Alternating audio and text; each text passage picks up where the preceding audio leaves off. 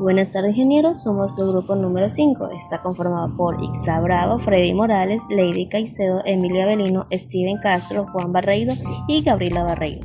Vamos a presentar el experimento de la lluvia ácida. A continuación, nombraré los materiales y el breve proceso del experimento. Los materiales a utilizar son un envase de vidrio, un encendedor, papel aluminio, hielo y una hoja de papel. Encenderemos lo que es la hoja de papel para así obtener la liberación del CO2 o el humo.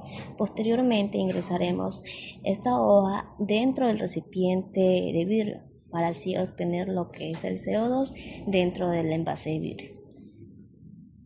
Ya cuando tengamos la suficiente cantidad de CO2, tapamos nuestro envase con una cobertura de aluminio. Posteriormente pondremos un cubo de hielo encima del aluminio.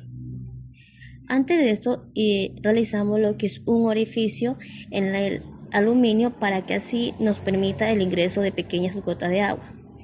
Como último paso es esperar que el CO2 se una con el agua para así lograr lo que es la formación del ácido carbónico.